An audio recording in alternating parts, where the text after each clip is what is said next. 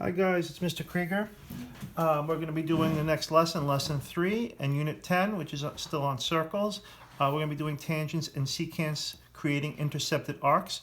I want you to be aware that this particular title for the lesson is different than what it says here. So what I put down over here is the correct title for the lesson.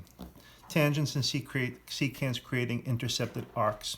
Now this particular concept, what's the relationship created when a tangent and secant meet at an external point, is very similar, if not almost the same as what we were learning in the last lesson.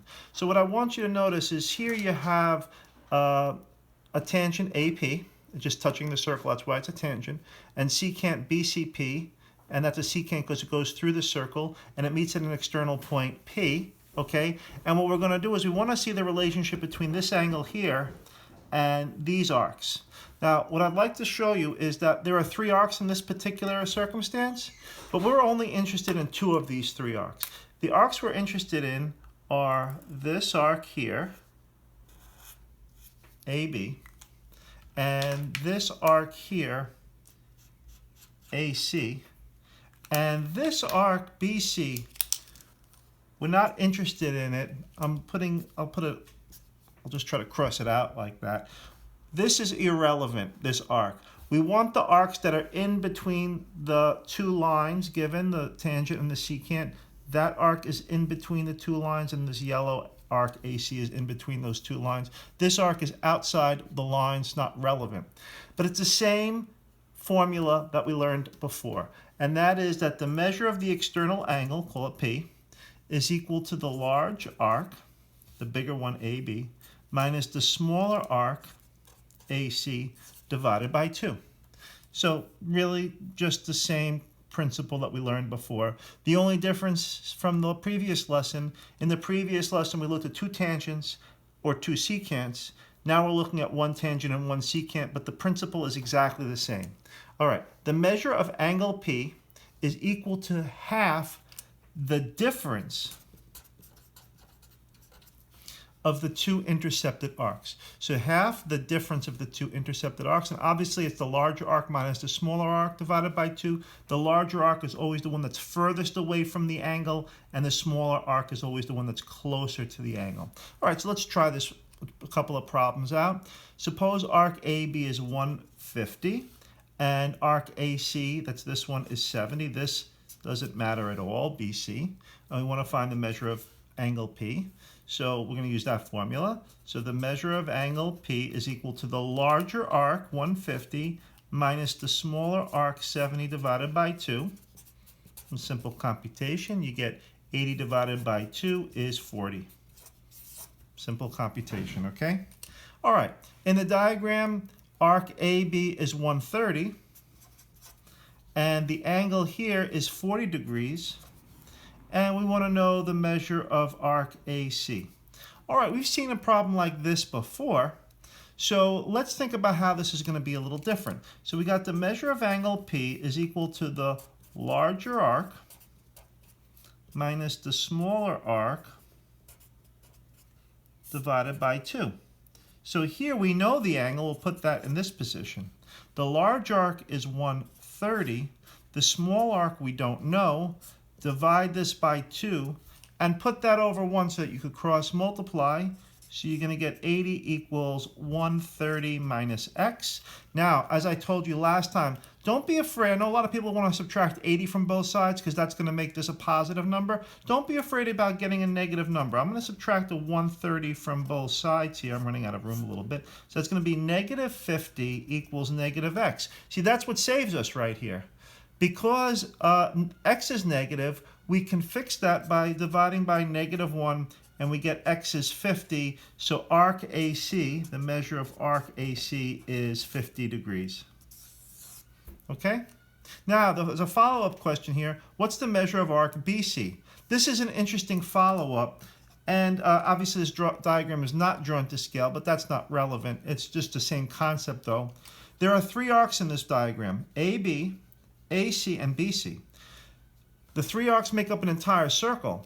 The circle has to be 360. So if we add up 130 and 50, we get 180.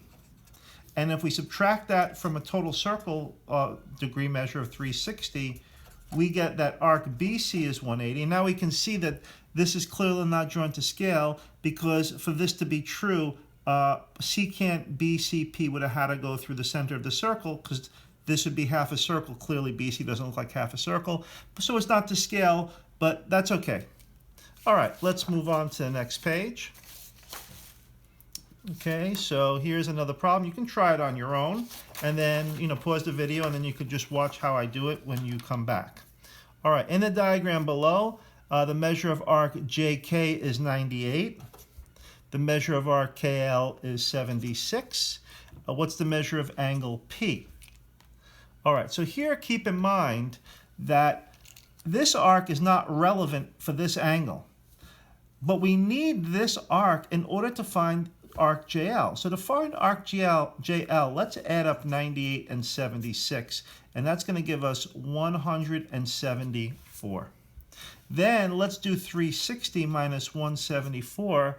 That gives us 186. So we know this arc here, JL, is 186. Now we're not going to need this arc, this 98-degree arc.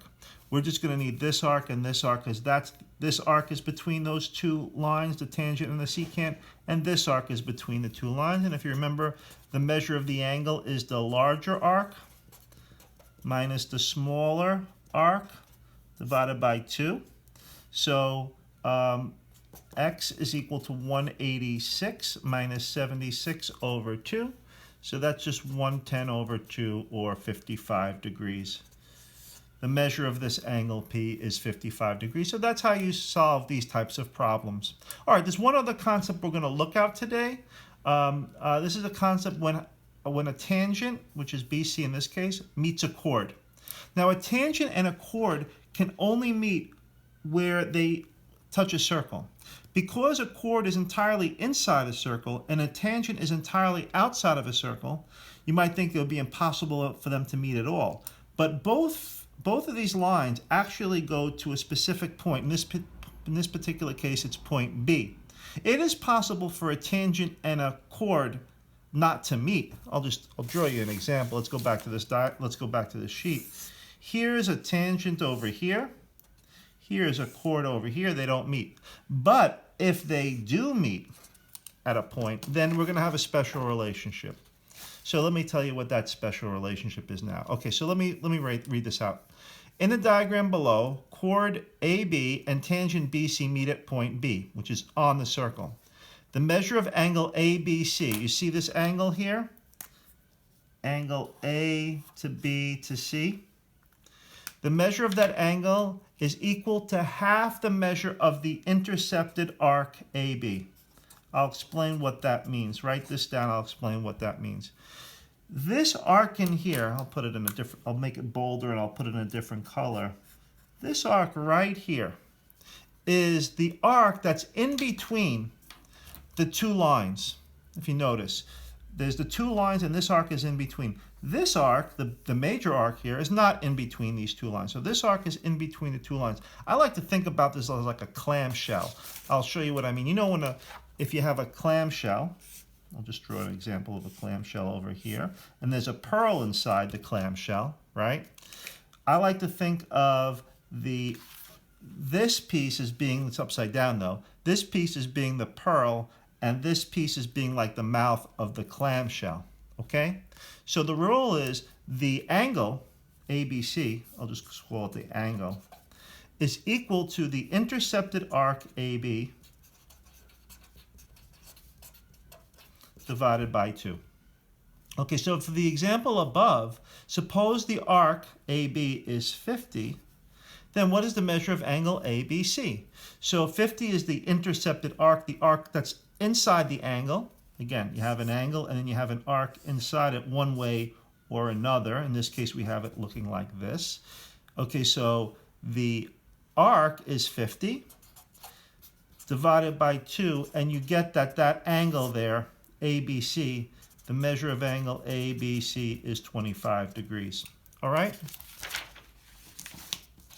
Okay, let's take a look at some more practice problems of these. Now again, you can pause the You can pause the video and try them yourself, and you can check out to see how I did them.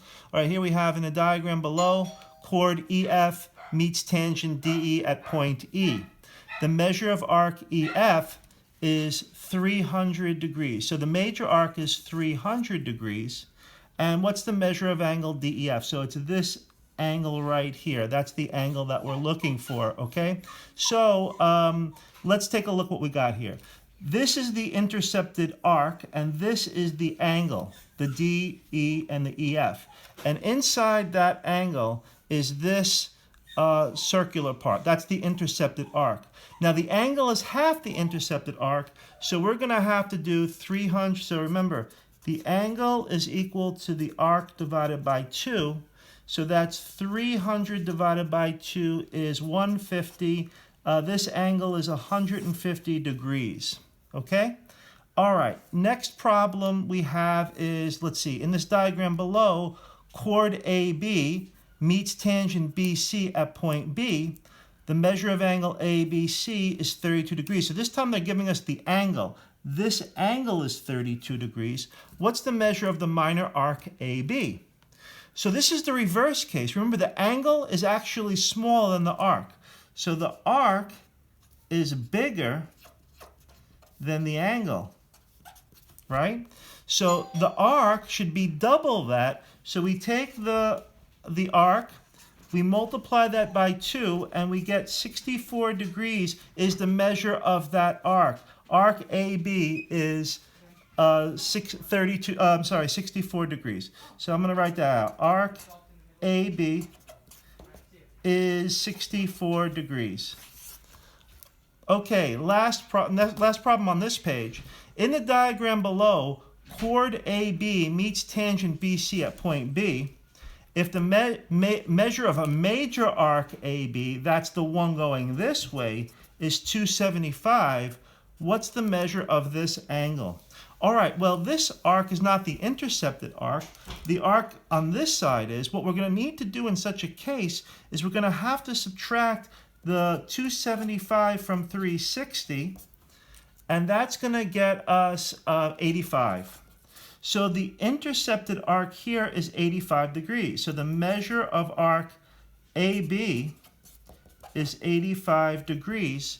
And now remember that the angle is smaller. The angle is smaller than the arc, so we're going to have to take that measurement, divide it by 2, and we get that that angle is 42.5 degrees. So the measure of angle ABC is 42.5 degrees. All right. If we take a look at the next page, there's one thing to keep in mind. It's interesting. When you take a look at the next problem, you say, oh, same thing, same issue, right? You got the two lines that meet at point C. But this is a trick. See if you could figure out why it's different from the other problems.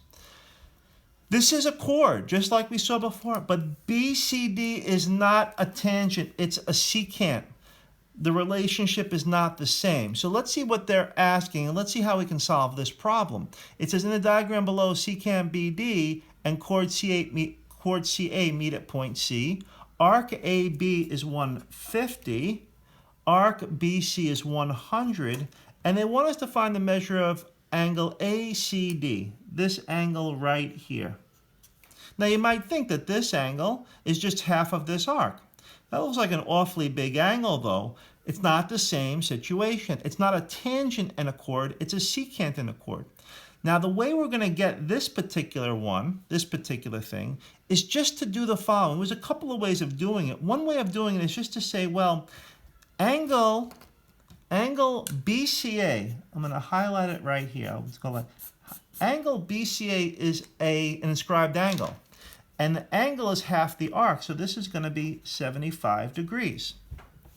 These two angles, the 75-degree angle and the one out here, that's a linear pair of angles. Those are supplementary. So angle BCA and angle DCA are linear pair. Those two angles have to add up to 180. So therefore, we're going to do 180 minus 75. That angle here is 105 degrees. It's not half of this arc. Let's see what that arc is. There's three arcs in this diagram. 100 and 150 is 250, and you need another 110 to make up the full circle. Let's double check. 100, 250, 350, 360, yes. So you might be thinking this angle is half of that, but this angle is clearly not 55 because this procedure is different from the one we just learned. This is not a tangent and a chord, it's a secant and a chord. So this angle here is 105, no relation to this arc. All right, and now let's take a look at a summary of all the problems that we've done so far. In fact, I'm just going to enlarge this a little bit so you can see this better. Okay, and I'll read it out loud and you can be looking on your own. What type of angle arc problem is most like this and why? Okay, so in this case, we have the angle, it's an inscribed angle, the angle is equal to the arc divided by 2. When we're talking about this arc, an inscribed angle is half the arc, okay? 2 chords. I want you to notice that this looks like a plus sign, so use addition. In other words, add the arcs on the opposite sides and then divide by 2. Arc plus arc divided by 2. And it kind of looks like a sideways, it looks like a sideways plus sign. Okay, see, it's like crossing each other, so it's like a plus. We're going to be using addition. Now, in these 3 cases, we're going to all be using subtraction for all of these cases. Keep in mind, the points are outside the circle. It almost looks like a minus sign because that long thing across, it almost looks like a minus sign. Use subtraction when the angle is outside of the circle. You know, 2 secants or 2 tangents or a tangent and a chord. I'm sorry, a tangent and a secant. So all diagrams looks like a minus sign.